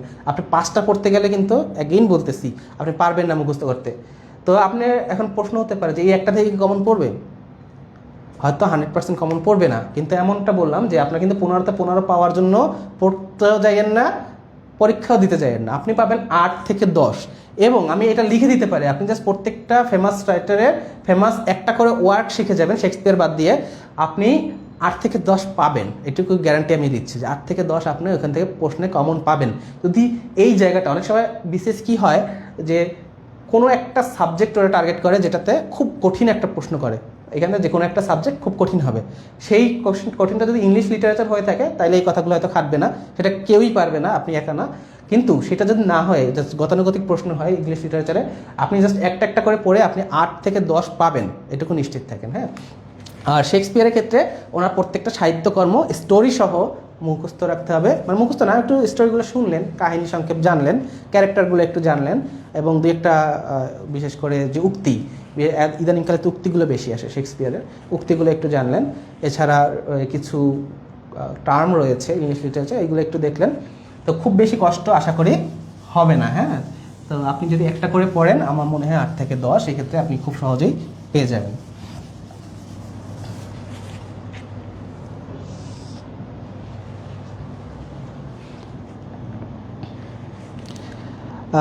জামাল ভুঁইয়া লিখেছেন বেশি মার্কস তোলার উপায় কি? অনেক অনেক এরকম প্রশ্ন আছে বলেছেন Piyas Hossain. English literature note দেন প্লিজ, মাহিমা আক্তার বলেছেন। আচ্ছা, আমরা নোটগুলো সরবরাহ করার চেষ্টা করব যত দ্রুত সম্ভব।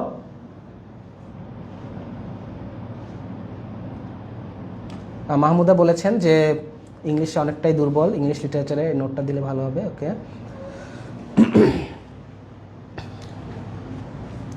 আচ্ছা, তাহলে এরপরের গুলো আমি একটু দ্রুত যাব। বাংলাদেশের কথা হচ্ছে যে এখানে এটা অনেকে ভালো, আমার থেকে অনেকে আছে যে এখানে ভালো জানে বাংলাদেশে, কারণ এটা নিয়ে অনেকেই অনেক পড়াশোনা করে, অনেকে স্ট্র্যাটেজি অলরেডি আছে। তো আমি এখানে জাস্ট একটা কথাই বলবো, কিছু জায়গা আসে যেটা কখনো চেঞ্জ হয় না, যেমন সংবিধান, তাই না? সংবিধানটা কি হয়, আপনি এখন যদি পড়বেন রিটেনও এটা কাজে লাগবে, ভাইভাতেও কাজে লাগবে। সো সংবিধানটা আগে থেকে পড়াটাই গুরুত্বপূর্ণ, মানে বেশি ইম্পর্টেন্ট। এছাড়াও কিছু জায়গা এখন বর্তমান পলিটিক্যাল ল্যান্ডস্কেপ অনুযায়ী বেশি ইম্পর্টেন্ট, এটা আপনারা জানেন। যেমন 70-এ রয়েছে ফ্লোর ক্রসিং, তারপরে হচ্ছে 55 নিয়ে অনেক কথাবার্তা আছে, এই ধরনের কিছু ব্যাপার, যে প্রধানমন্ত্রীর আধিপত্য যে জিনিসগুলো আছে, 7 নিয়ে অনেক কথাবার্তা আছে, যে সংবিধান কি সংশোধন যোগ্য না অযোগ্য ইত্যাদি ইত্যাদি, সংবিধান সংশোধন 142-এর। তো এই জায়গাগুলো যেহেতু চেঞ্জ হয় না, এই জায়গাগুলোতে প্রত্যেক বছর প্রশ্ন থাকে।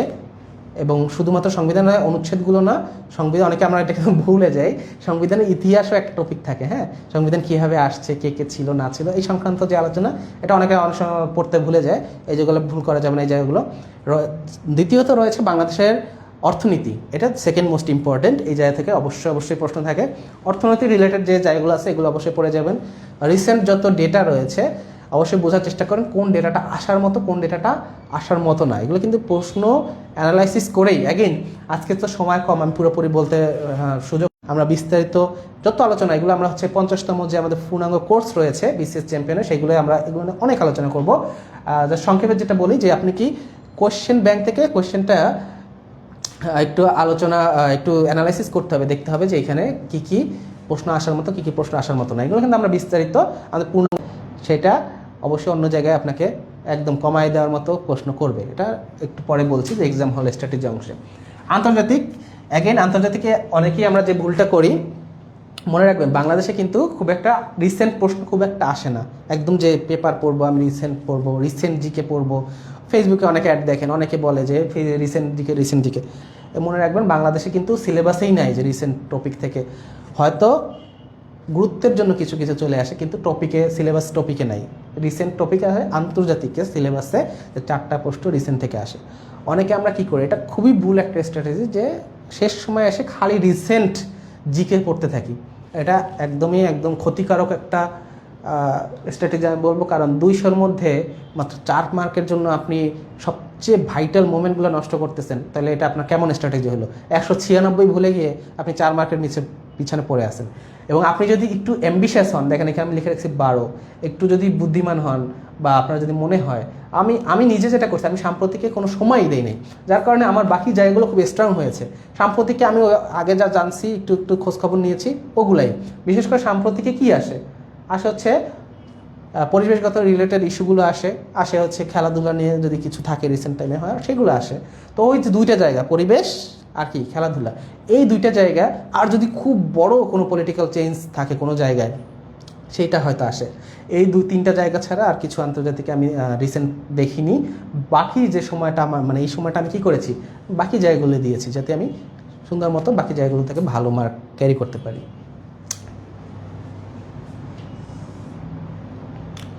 ওকে, এরপরে আসে সায়েন্স নন সায়েন্স 2 গ্রুপকে যেখানে আলাদা করে দেয়। এখানে এই 4টা, হ্যাঁ আমি দেখেন লিখে রেখেছি 45। অনেকে বলবে যে আমি তো ম্যাথ পারি না, আমি কীভাবে 45 পাবো? অনেকে বলবে যে আমি তো ঠিক আছে, আমি তো বাংলায় ভালো, আমি কেন ম্যাথে এত এমবিশিয়াস থাকবো, এত বেশি হাই টার্গেট করবো? আবার অনেকে বলবে ম্যাথ তো আমার জন্য ডাল ভাত, আমি কেন এত কম টার্গেট করবো? অবশ্যই এইটা একটা জাস্ট কি একটা গোল্ডেন একটা রুল দিয়েছি আমি, যেটা আপনি স্ট্যান্ডার্ড দিয়েছি, যেটাতে আপনি ফলো করতে পারেন। অবশ্যই আপনাকে এখানে নিজের মতো করে একটু অ্যাডজাস্ট করতে হবে। ধরুন আপনি ইংলিশের স্টুডেন্ট, সেক্ষেত্রে আপনি এখানে 45 আপনার জন্য একটু কষ্ট হয়ে যাবে, স্বাভাবিক। আপনি এখানে 3 বেশি পেলেন, এখানে আপনি 3 কম পাইলেন। তো এভাবে করে নিজেকে একটু নিজের মতো করে একটু সাজিয়ে নিতে হবে, এটা সত্যি। কিন্তু 45 কিন্তু খুব বেশি এখানে অ্যাম্বিশাসও না। কারণ কি, ম্যাথ আপনি যদি ভালো পারেন, বা আপনি যদি ম্যাথের প্রতি সময় দেন, বিশেষ করে যারা রানিং স্টুডেন্ট আছে, তারা যদি ম্যাথগুলো এখন থেকেই প্র্যাকটিস করে, মনে করবেন যে বাকি জায়গাগুলো কমন পড়বে কি পড়বে না, এই ধরনের অনেক চিন্তা থাকে বিসিএস। একটা জিনিস মাথায় রাখবেন, এইগুলো কমন পড়বে কি পড়বে না, এগুলো ধরেন কমন না পড়লে তো আপনি পারছেন না, কোনো কিছু করার আছে। কিন্তু ম্যাথ এমন একটা জায়গা, এটা আপনি সময় দিলে অবশ্যই পারবেন। আপনি যদি ম্যাথে স্কিলড হয়ে যান একটা পর্যায়ে এসে, তো সেটাতে আপনি অবশ্যই 15 পাবে অনেকে, কেউ কেউ হয়তো 14 পাবে, কিন্তু সময় দিলে আপনি অবশ্যই এখানে অনেক ভালো মার্ক পাবেন। বাকিগুলো কিন্তু বলা যায় না। ধরেন আপনি বাংলা ব্যাকরণ বা ইংলিশ গ্রামার পড়ে গেছেন, অনেক পড়ছেন, কিন্তু ওই জায়গাগুলো থেকে আসলো না, তখন কিন্তু আপনি এখানে এই মার্কটা পাবেন কিনা একটা যদি কিন্তু চলে আসে।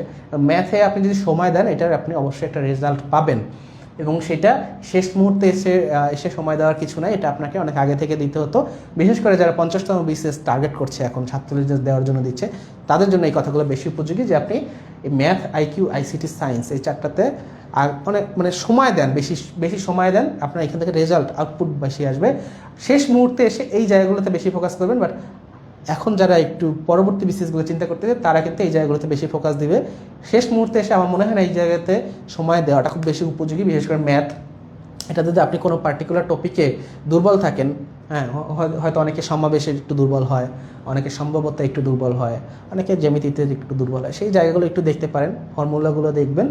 আর আইকিউতে একই কথা, আইকিউ তো কোশ্চেনগুলো আর কি একটু প্র্যাকটিসের বিষয় আছে। আর এইগুলো জায়গাগুলো এগুলো শেষ মুহূর্তে এসে একটু রিভাইজ দিলে যথেষ্ট, বাট খুব বেশি সময় এখানে দিলে আপনার আলটিমেট আউটপুটটা খুব যে চেঞ্জ আসবে তা না। এইখানে সময় দিলে যতটা চেঞ্জ আসবে এখানে সময় দিলে কিন্তু খুব বেশি চেঞ্জ আসবে না। সো এখানে একটু কম দিবেন সময়, এই জায়গাগুলোতে একটু বেশি দিবেন। ওকে, সো এই হচ্ছে যারা নন সায়েন্স তারা হচ্ছে এই জায়গাটাতে একটু কমিয়ে এই জায়গাটা একটু বাড়িয়ে নিতে পারবে, এইটুকুই জাস্ট চেঞ্জ। যারা সায়েন্সে হয়তো তারা এই জায়গাটা আরেকটু বেশি টার্গেট করতে পারে। এই জায়গাতে হয়তো অনেকেই থাকে সায়েন্সের যারা বাংলাতে দুর্বল বা বাংলাদেশে দুর্বল, তারা এই জায়গাগুলো হয়তো আরেকটু কম পাবে, যেন তারা তাহলে এই জায়গাতে আরেকটু বেশি পায়। আশা করি এই জিনিসটা অনেক সহজ মনে হওয়ার কথা সবার কাছে। হ্যাঁ,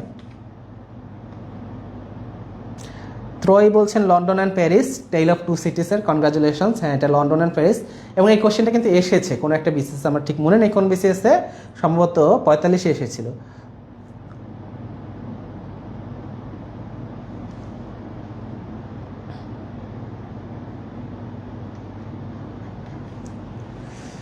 সো লাস্ট যে দুইটা ভূগোল নিয়ে আলাদা করে কিছু বলার নেই। এটা যদি বাংলাদেশ আন্তর্জাতিক ভালো করে পড়েন, ভূগোলটা এমনি হয়ে যায়, এটা নিয়ে আলাদা সময় নষ্ট করার মানে পড়তে পারেন, বাট এই দুটাতে তো কাভার হয়ে যায়। বিশেষ করে জিওগ্রাফি বা ম্যাপের যে জায়গাটা আছে, এই আন্তর্জাতিকে যা পড়বেন ভূগোলও একই জিনিস, খুব বেশি আলাদা কিছু নাই। আর নৈতিকতা এইটা এমন একটা জায়গা, এটা হচ্ছে আপনি যতই পড়েন আপনার কেউ বলতে পারবেন না 10-এ 10 পাবেন। হ্যাঁ, এটা একটু ঝামেলার জায়গা, এই জায়গাটাতে খুব বেশি আশা না রাখাই ভালো। মানে আপনি 2টা পেলে 2টা, 3টা পেলে 3টা, এখানে আপনি বেশি ধরেন একটু বেশি বুঝে একটু অ্যাম্বিশিয়াস হয়ে 7-8 পাওয়ার চেষ্টা করবেন, দেখবেন যে ওইখান থেকে মার্ক তো পান নাই, উল্টা নেগেটিভ খাচ্ছেন। হ্যাঁ, মানে -2 পাচ্ছেন। সো এই জায়গাটা একটু কেয়ারফুল থাকতে হবে। যদি 2টা পারেন 2টা, 3টা পারলে 3টা, এখান থেকে বেশি কিছু আশা করার সুযোগ নাই। হ্যাঁ, ওকে, তাহলে আমরা মোটামুটি সাবজেক্ট ওয়াইজ ডিসকাশনটা করে ফেললাম। এখন আসি যে শেষ মুহূর্তে আসলে এই যে আলোচনার প্রেক্ষিতে শেষ মুহূর্তে কীভাবে পড়বো। আমি যেটা ফলো করতাম সেটা হচ্ছে সেরকম একটা খাতা নিতাম, এখানে টপিক লিখে যে জায়গাগুলো আমি পারি না, যে জায়গাগুলো আমি ভুলে যাই, সেগুলো খুব সুন্দর করে ছোট ছোট করে লিখে একটা দেখা যায় 5-7 পৃষ্ঠার একটা নোট তৈরি করতাম, যেটা আমি এই 1 সপ্তাহ জুড়ে তৈরি করতাম, এবং পরীক্ষার আগের দিন আমি এটা পড়তাম, দেখতাম। আর যেগুলো আমি পারি, সচরাচর পারি, সেইগুলো তার লেখার দরকার নেই। যেগুলো আপনি পারছেন না, কঠিন মনে হচ্ছে, সেই জায়গাগুলো আপনি একটা আলাদা খাতায় লিখে ফেলতে পারেন। তাহলে কি হবে, পরীক্ষার আগের রাতে শুধু আপনি ওই জায়গাগুলো দেখতেছেন যেগুলো আপনি জানেন যে আপনি পারেন না। ঠিক আছে, কী বললাম আবার, যে আপনি 1 সপ্তাহে এমন একটা নোট তৈরি করলেন যে জায়গাটায় আপনি জানেন যে আপনার প্রবলেম রয়েছে, সেই নোটটাই আপনি পরীক্ষার আগের রাতে দেখলেন। তাহলে কী হবে, আপনার প্রবলেমটা আর থাকবে না। আর যে জিনিসগুলো আপনার মনে পড়তে পড়তে মুখস্থ হয়ে গেছে, যেমন সংবিধান সংশোধন 142, সেটা হয়তো আপনার পড়তে পড়তে মুখস্থ হয়ে গেছে, এটা তার লেখার তাহলে দরকার নাই। যে জায়গাটা মুখস্থ হতে চাচ্ছে না সেই জায়গাটা লিখে ফেলেন, লিখে পরীক্ষার আগের রাতে দেখবেন। এই তো।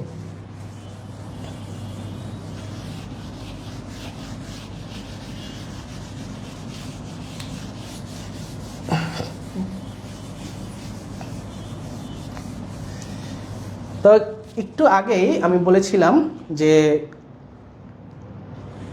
বেশি বেশি কনফিডেন্ট হওয়া যাবে না, বেশি অ্যাম্বিশিয়াস হওয়া যাবে না, সেইটা নিয়ে এখন একটু কথা বলবো। তার আগে আমরা একটু কমেন্ট সেকশনটা দেখি কে কী বলছে।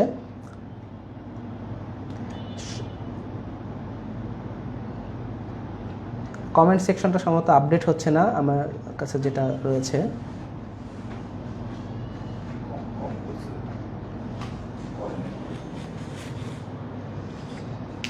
ওকে, সো লাস্ট যে কিছু কথা বলবো, যেমন 46-এর আমি একটু উদাহরণ দেই। 46-এ আমার সাথে যেটা হয়েছিল, কারণ 44তম রেজাল্ট দিতে দিতে আসলে 46তম দিতে হয়েছে আমার, ইভেন লিখিতেও আমি দিয়েছি। তো সেটা হচ্ছে 46-এর এক্সপিরিয়েন্সটা আমি একটু শেয়ার করি, তাহলে আপনারা আশা করি ভালো বুঝতে পারবেন। তো 46-এর প্রশ্ন কিছু দিক থেকে কঠিন, কিছু দিক থেকে সহজ, এরকম হয়েছে, মিক্সড একটা কোয়েশ্চেন হয়েছে। তার মধ্যে বাংলা সাহিত্য যেটা,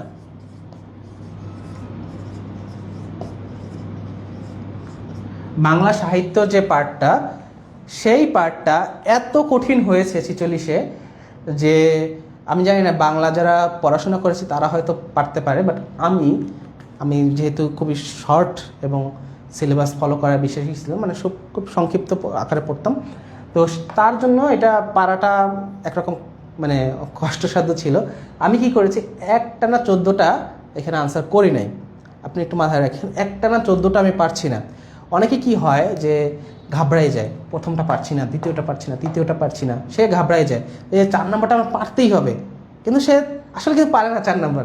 কিন্তু তার মনের মধ্যে এরকম একটা টেন্ডেন্সি তৈরি হয় যে আমার 4 নম্বরটা আনসার করতেই হবে। এই ধরনের ভয় পাওয়া যাবে না, এই ধরনের এম্বিশিয়াস হওয়া যাবে না। তাহলে কি হবে, যে আমি একটানা 14টা পারি নাই, আমার মধ্যে ওই কনফিডেন্সটা ছিল যে আমি পারছি না মানে এখানে অনেকেই পারবে না। এবং আমি পরীক্ষার হলে এটা বুঝতে পেরেছি যে বাংলা সাহিত্য অংশটা এবার বিশেষ 46তম টার্গেট করেছে, ওরা এই অংশটা কঠিন করেছে, এই অংশটা মার্ক কম পাবে মানুষ এমনিতেই। হ্যাঁ, তো আপনি পরীক্ষার হলে এইটুকু কিন্তু ব্রেইন অ্যাপ্লাই করতে হবে, আপনাকে বোঝার চেষ্টা করতে হবে প্রশ্নটা এবার কেমন, প্রশ্নটা কোন জায়গাটাতে কঠিন হয়েছে, কোন জায়গাটাতে সহজ হয়েছে। তো যেমনটা বলছিলাম যে বাংলা সাহিত্যে এটা কঠিন হয়েছে, যারা বাংলা সাহিত্যের স্টুডেন্ট তারা কিন্তু এই জায়গাটাতে ছাড়তে চাইবে না, তাদের ইগো প্রবলেম হবে যে না ঠিক আছে আমি ছাড়বো না, এই জায়গাটা আমি আনসার করবোই, আমি যেহেতু বাংলা সাহিত্য স্টুডেন্ট, আমি পারবো না তো কে পারবে। আর গ্রুপ থাকবে যারা বাংলা সাহিত্যে প্রচুর সময় দিয়েছে, অনেক সময় দিয়েছে, তারা চিন্তা করবে সারাদিন বাংলা সাহিত্য পড়লাম, এখন আনসার না করলে কেমন হবে, তাহলে আমি কি করলাম, এরকম ইগো প্রবলেম থাকে। কিন্তু এই ইগো প্রবলেমগুলো রাখা যাবে না। কি করতে হবে, আপনি যদি বুঝতে পারেন যে বাংলা সাহিত্যে এটা আনসার করার মতো না, আপনি এখান থেকে স্কিপ করেন, এটা বিশ্বাস করেন। কারণ ম্যাক্সিমাম স্টুডেন্ট পারবে না, আপনাকে ওই প্রশ্নটা পারতে বলছে না যেটা কেউ পারবে না, ওইটা পারার আপনার কোনো দরকার নেই। আপনি ওইগুলো পারেন যেটা সবার পারার কথা, হ্যাঁ, তাতেই দেখবেন আপনার পাস হয়ে যাচ্ছে। এটা শুনতে খুবই অদ্ভুত লাগে, যেটা সবার পারার কথা এইটাই ম্যাক্সিমাম স্টুডেন্ট পারে না। হ্যাঁ, তো আপনাকে এমন কোনো প্রশ্ন পারার দরকার নাই যেটা কেউ পারতেছে না, এটা পাইলে আপনার কোনো লাভ নেই। যেটা সবাই পারার কথা, আপনার থেকে এক্সপেক্টেড, সেইগুলো আপনি আনসার করে আসেন, দেখবেন আপনার বিসিএস প্রিলি হয়ে গেছে, পাস হয়ে যাবে। তো আমি যেমনটা বলছিলাম যে 14টা আমি ডাইরেক্ট স্কিপ করেছি, এবং অনেকে তো এখানে ঘাবড়ে যাবে, বাট আমার যেহেতু একটা অভিজ্ঞতা ছিল, যেহেতু আমি অলরেডি 2টা বিসিএস দিয়েছি, বা নিজের মধ্যে ওই কনফিডেন্সটা ছিল, এই জন্যই বলে যে কনফিডেন্সটা দরকার, নিজের মধ্যে এই কনফিডেন্সটা ছিল, আমি জানতাম যে আমি অন্য জায়গায় থাকবে যেখানে আমি কামব্যাক করতে পারবো, কারণ শুরুতেই আমি 14টা পারছি না। হ্যাঁ, তো ঠিকই অন্য জায়গাগুলো কিন্তু ঠিকই সহজ হয়েছে, আইসিটি সহজ হয়েছে, ম্যাথও যতদূর মনে পড়ে সহজ হয়েছে, এরপরে এই যে বাংলাদেশে এই জায়গাগুলো সহজ হয়েছে, যার ফলে কিন্তু আমার মনে হয় যে আমি প্রায় আনসার মিলানোর পরে 135 বা একটু বেশি, এরও বেশি এরকম মার্ক আমি পেয়েছিলাম 46টার মধ্যে। তো এটাই চিন্তা করেন যে আমি এখান থেকে 14 মার্ক মানে টানা দাগাই নেই, বাকি হয়তো আর 2-4টা মানে দাগাই নেই আর কি, তারপরও আমি 135+ মার্ক পেয়েছি। তো আপনিও পাবেন এটা, কিন্তু আপনাকে ওই জায়গাটা আইডেন্টিফাই করতে হবে যে প্রশ্নে আসলে কি বলছে আপনাকে এটা কোন জায়গাটা সহজ হয়েছে, কোন জায়গাটা কঠিন হয়েছে, এই জায়গাগুলো কিন্তু আপনাকে আইডেন্টিফাই করে আপনাকে হলে বসে কিছুটা চেঞ্জেস আনতে হবে আপনার স্ট্র্যাটেজিতে। হ্যাঁ, তাহলে কি হবে, তাহলে আপনি অন্যদের থেকে অনেকটাই এগিয়ে যাবেন।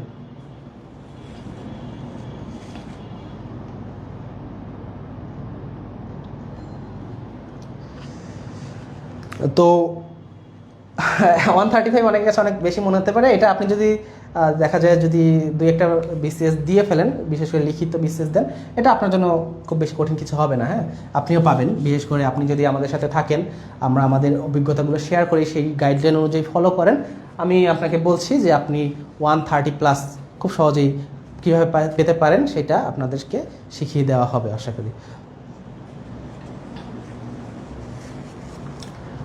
সো লাস্ট যে কিছু কথা বলবো, একদম শেষ দিকের কথা, একটা তো বললাম এক্সাম হল স্ট্র্যাটেজি, আর একটা কথা হচ্ছে অনেকে কী করে পরীক্ষার আগের রাত্রে ঘুমায় না।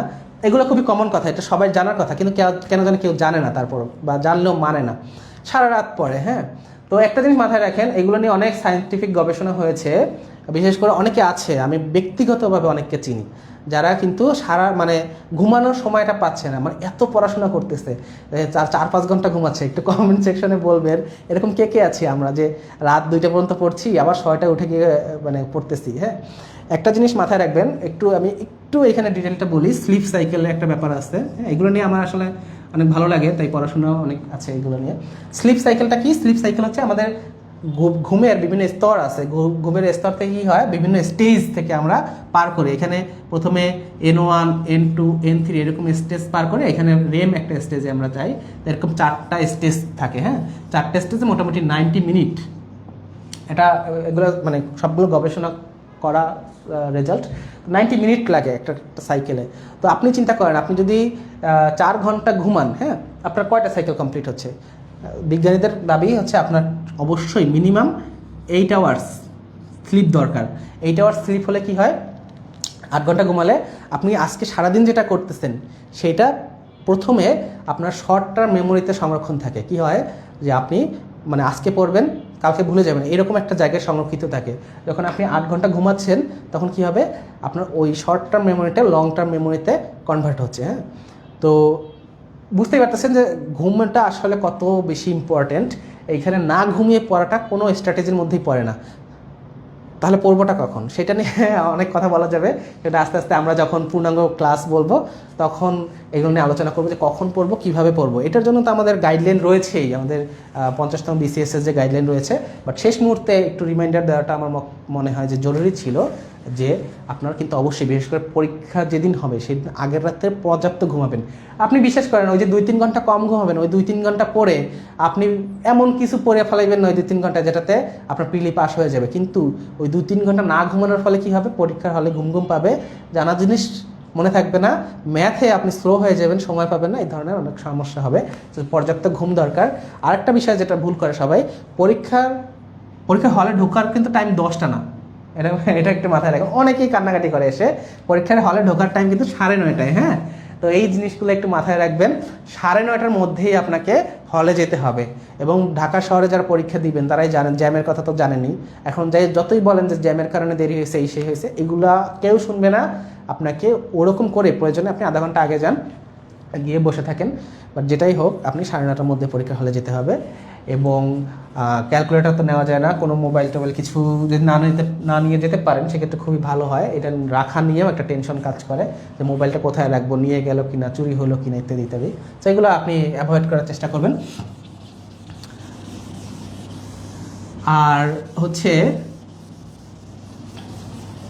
কোন জায়গাগুলো থেকে পরীক্ষা শুরু করা উচিত, আমার মতে যেগুলো হচ্ছে ম্যাথ ছাড়া যে সাবজেক্টগুলো রয়েছে সেটার মধ্যে আপনি যেটা সবচেয়ে ভালো পারেন সেই জায়গাটা থেকে শুরু করা উচিত। কিন্তু অবশ্যই এটা নিশ্চিত করবেন যে আপনার ধরেন এরকম কোয়েশ্চেন রয়েছে 1, 2, 3, 4, 5, 6। হ্যাঁ, আপনি যদি 5 নাম্বার থেকে শুরু করেন, ধরেন যে এখান থেকে সায়েন্স শুরু হয়েছে, সায়েন্স আপনি সবচেয়ে ভালো পারেন, এর আগে হচ্ছে বাংলা, উদাহরণস্বরূপ বলছি।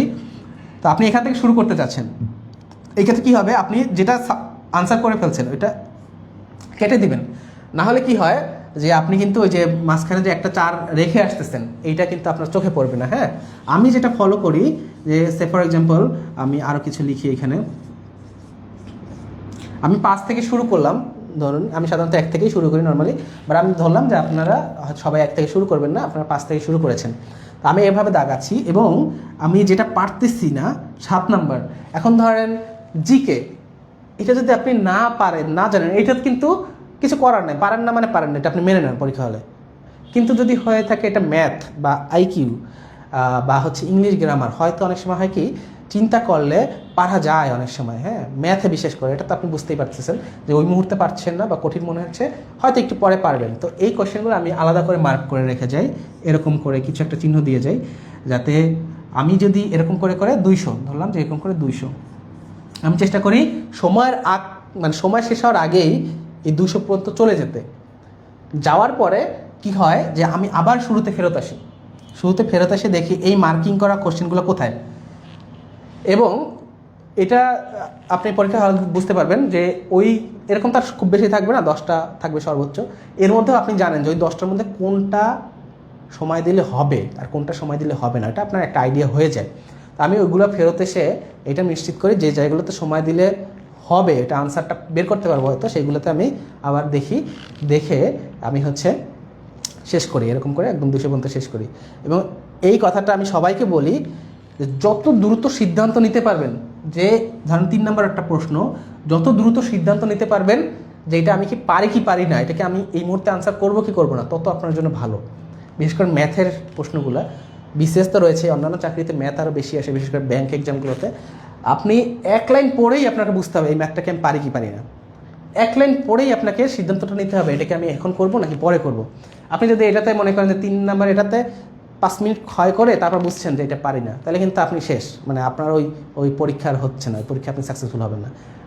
বিসিএসে তাও একটু সময় পাওয়া যায়, ব্যাংক পরীক্ষাগুলোতে একদমই সময় থাকে না। তো আপনি যদি একটা প্রশ্ন পারেন কি পারেন না সেইটা মানে বের করতে 5 মিনিট সময় নষ্ট করেন, ওই পরীক্ষা আপনি পাস করবেন, আমি লিখে দিতে পারি।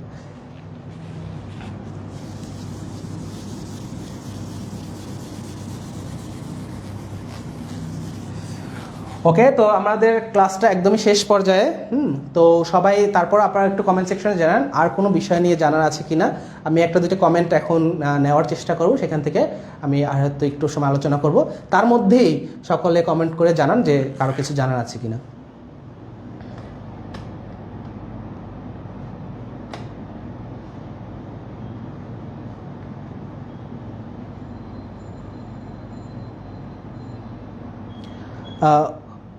ওহিদা ইয়াসমিন বৃষ্টি বলছেন প্রশ্নে কি আঁকানো যাবে কিনা, প্রশ্নে ম্যাথ করা যাবে কিনা, এগুলো প্রত্যেকটা উত্তর আমি দিচ্ছি।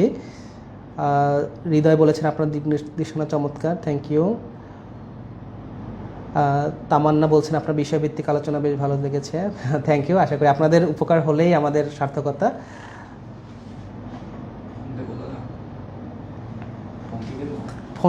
ফোন থেকে দেখলে ভালো হয়, ফোন থেকে কমেন্টগুলো পড়তে পারলে ভালো হয়।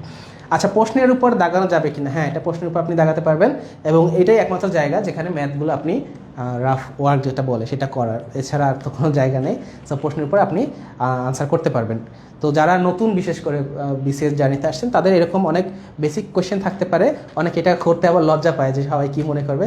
মনে করার কিছু নয়, আমি যখন বিসিএস অ্যাপ্লাই করি আমি বিসিএস সময় তেমন কিছুই জানতাম না, হ্যাঁ এই চলার পথে আস্তে আস্তে আস্তে আস্তে করে একটু একটু শিখেছি। হয়তো আপনারা অনেকেই আছেন যেটা যে এইসব বিষয়ে আমার থেকেও ভালো জানেন, তো প্রশ্ন করা এখানে লজ্জা পাওয়ার কিছু নেই।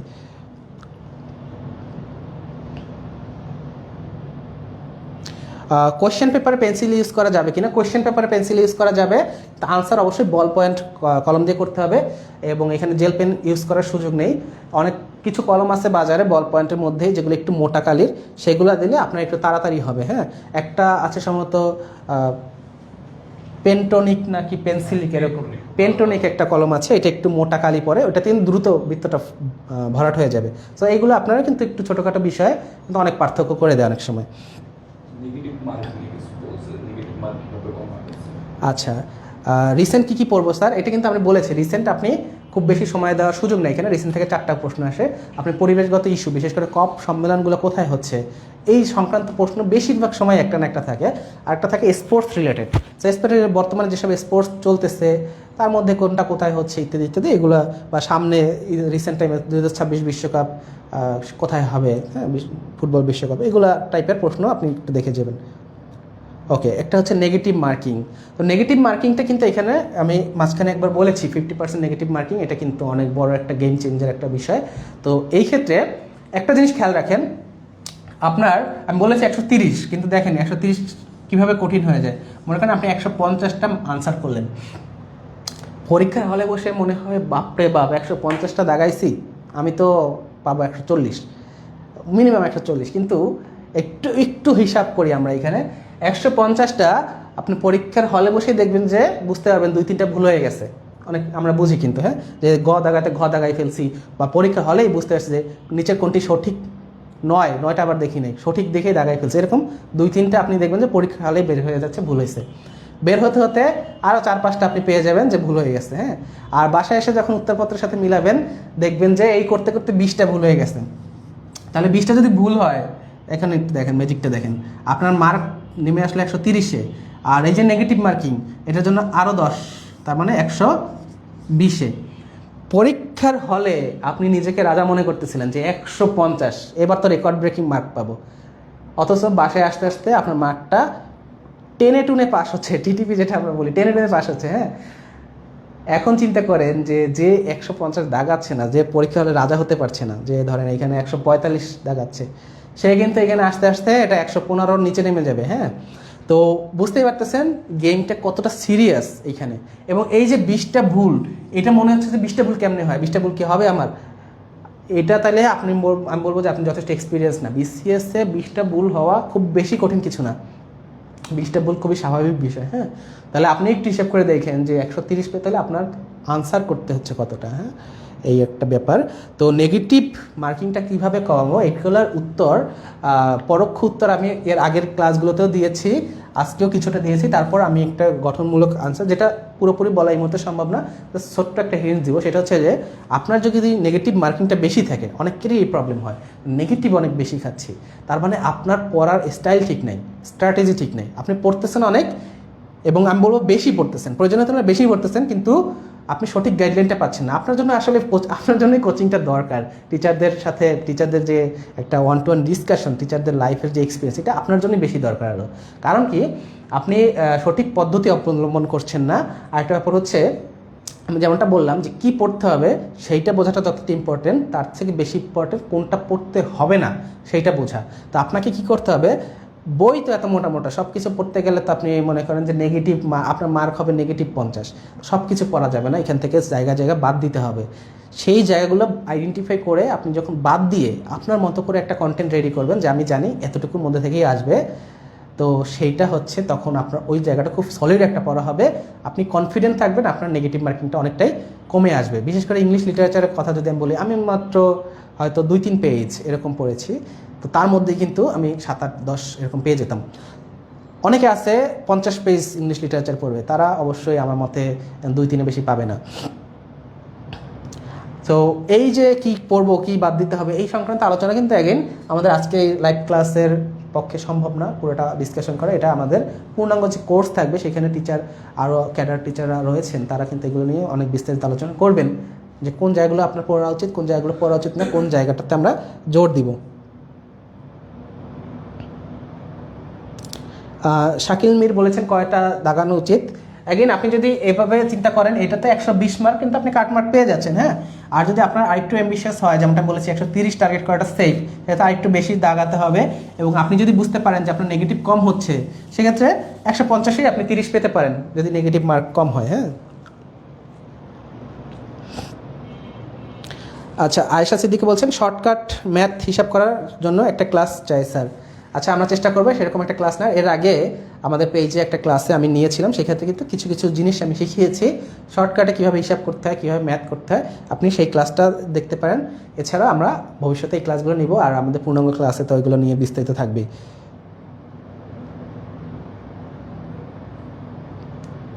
একজনে কয়টা বিসিএস দিতে পারে, বয়স থাকা পর্যন্ত যতগুলো বিসিএস আপনি অংশগ্রহণ করতে পারেন, সেটা নিয়ে কোনো সমস্যা নেই। ওকে, 33 বছর পর্যন্ত। হ্যাঁ, বর্তমানে 33 বছর করা হয়েছে, এটা সম্প্রতি একদম।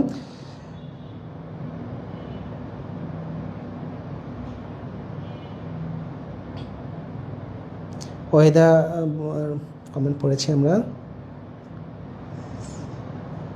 তো আশা করি আজকের ক্লাসটা আপনাদের জন্য একটা দিক নির্দেশনামূলক আলোচনা ছিল। একটা জিনিস মাথায় রাখবেন, অনেকে আছে যে আমরা জাস্ট দেওয়ার জন্য দিব, মন চাইছে বিসিএস দিব। একটা কথা জাস্ট এটাই, যে যখন একটা কথা আছে শুট টু কিল, আপনি যখন গুলি চালাবেন তখন মারার জন্যই চালান, জাস্ট হুদাই গুলি চালায় কোনো দরকার নেই। তেমন বিসিএসটাও আপনি যদি দিয়ে থাকেন, ক্যাডার হওয়ার জন্যই দিবেন। কারণ আপনার কাছে এখন মনে হচ্ছে যে দেওয়ার কাজ দিচ্ছি, কিন্তু আপনি একটু ভবিষ্যতে চিন্তা করেন, কী হবে, আপনি বিসিএস দিবেন, আপনার আত্মীয় স্বজন, বন্ধু বান্ধব যারা আছে, সবাই দুনিয়া এসে জিজ্ঞেস করে কী হয়েছে, কী হয়েছে, রেজাল্ট কী হয়েছে। রেজাল্টের দিন পরীক্ষার রেজাল্ট শিটে নিজের রোল নাম্বারটা খুঁজে না পাওয়ার মতো কষ্ট, এটা যারা একবার দিয়েছে বিসিএস, তাদের থেকে কেউ ভালো জানে না। হ্যাঁ, আর একইভাবে নিজের রোলটা খুঁজে পাওয়ার যে আনন্দ, এটাও যারা সাকসেসফুল হয়েছে তাদের থেকে বেশি কেউ জানে না। সো মাথায় রাখবেন, এখন যতটা ক্যাজুয়াল মনে হচ্ছে, ততটা লাইট মনে হচ্ছে যে না ঠিক আছে দেওয়ার কাজ দেই, হইলে হয়েছে না হইলে নাই, রেজাল্টের দিন কিন্তু এরকম মনে হবে না। রেজাল্টের দিন দেখবেন যে আপনার চোখের পানি নাকের পানি সব এক হয়ে যাচ্ছে। হ্যাঁ, সেটা আপনি সাকসেসফুল হলেও হবে খুশিতে, আর যদি ফেল করেন সেক্ষেত্রে দুঃখে।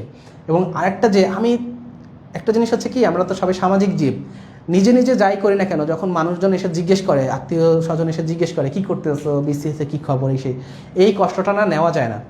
হ্যাঁ, দেখবেন যে খুব হতাশ লাগে, নিজের কাছে খুব ছোট মনে হয়, পরিবারের লোকজন একটু কেমন কেমন করে।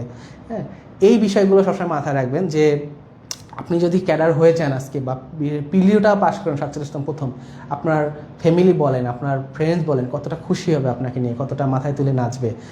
আমি যখন আমার রেজাল্ট দিয়েছে বিসিএস ক্যাডার, এইটুকু জাস্ট বিশ্বাস করেন যে আমার প্রতি দৃষ্টিভঙ্গি সকলের, আগে যারা দেখা যেত যে একটু এড়িয়ে চলতো, একটু দেখলে সালাম দিত না, সবাই এখন এসে যেচে এসে কথা বলতেছে। হ্যাঁ, এই সেই। তারপর অনেকেই আছে আমাদের মধ্যে ছেলেরা যারা হচ্ছে দেখা যায় পার্টিকুলার কোনো মেয়ের প্রতি সময় নষ্ট করতেছি বা অনেক সময় দিচ্ছি, তাদেরকে আরও বলি যে আপনি জাস্ট এইখানে সাকসেসফুল হন, আপনার মানে সময় দিয়ে আপনি কুলাতে পারবেন না। হ্যাঁ, উল্টো সে এসে আপনাকে বলবে।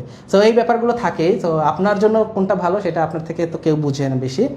এই জায়গাটাতে আপনি যদি সাকসেস একবার অর্জন করতে পারেন, এবং আমি নিজে এখন বিসিএস ক্যাডার হওয়ার পর বুঝতেছি যে যতটা হাইপ বিসিএস নিয়ে সবাই যেমনটা বলে বিসিএস ক্যাডারদের নিয়ে এসে, এটা পুরোটাই 100%ই সত্যি। হ্যাঁ, আপনি এই জিনিসগুলো ফিল করেন। ভবিষ্যতে কী হয় আমি সেটা বলতে পারছি না, চাকরি জীবনে ঢুকে গেলে বা রেজাল্টের পরবর্তী এই সময়টাতে আপনি সেরকম লেভেলের সম্মান পাবেন, সেরকম লেভেলের রেসপেক্ট পাবেন, এবং সবাই আপনাকে নিয়ে দেখবেন যে মাথায় তুলে নাচতেছে।